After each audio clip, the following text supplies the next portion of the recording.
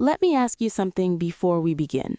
If I told you that the British royal family ruling today is German by blood, culture, and origin, would you believe me? And if that's true, why was it never taught clearly in school?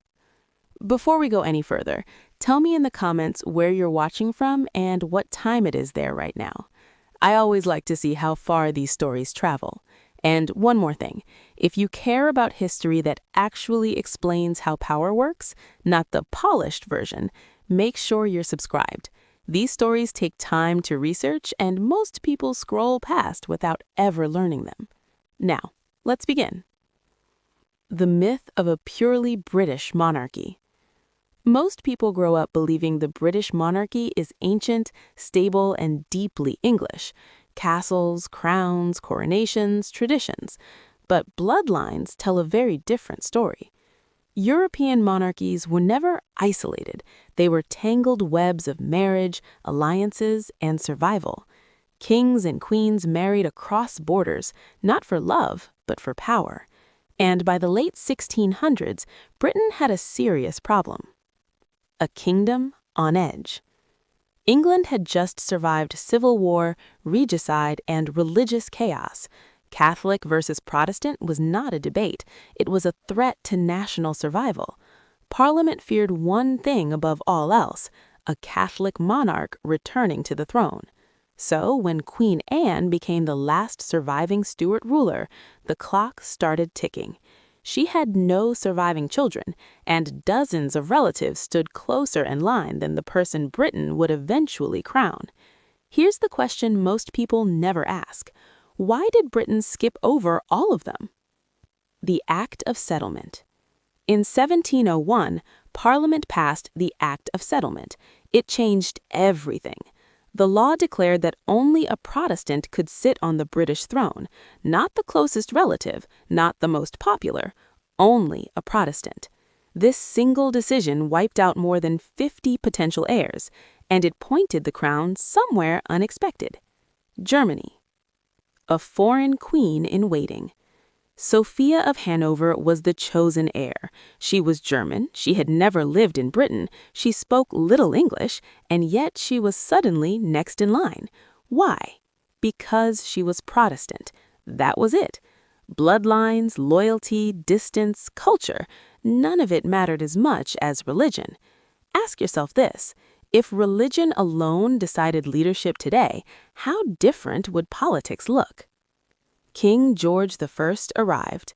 When Queen Anne died in 1914, Sophia had already passed away, so the crown went to her son, George I of Hanover, a man who barely spoke English, a man who preferred Germany to Britain, a man who relied on advisors to communicate with his own government, and yet he was king. Imagine a modern leader unable to speak the language of the country they rule. Would that be accepted today? The German dynasty. From that moment on, Britain was ruled by the House of Hanover. Every monarch that followed was German by blood. George II, George III, George IV, William IV. They married Germans, they raised German children, they kept German ties. Britain didn't conquer Germany. Germany quietly inherited Britain.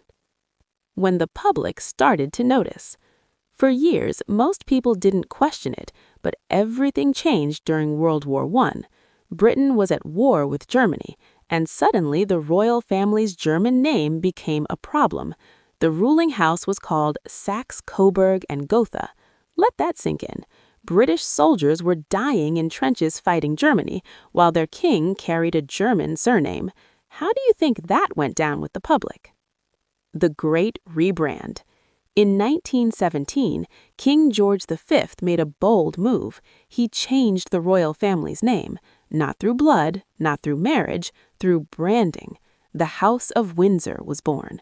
The German past was buried under a British name.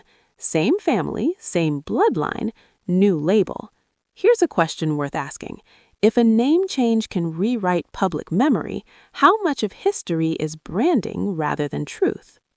Why this matters today. Today's British monarchy still descends directly from that German line. They are British by nationality, culture, and duty, but their roots are not what most people imagine. This story isn't about betrayal, it's about how power adapts to survive. The monarchy didn't care where blood came from, it cared about continuity, and Britain accepted it because stability mattered more than origin. Would that choice still be made today? Final questions. So let me leave you with this. When does a monarchy stop being foreign and start being national? Does blood matter, or only the story we choose to tell about it? And how many other parts of history feel solid simply because no one questions them? If you're still listening, this is exactly why this channel exists. And if you're not subscribed yet, ask yourself why. You've already invested your time, your curiosity, and your attention.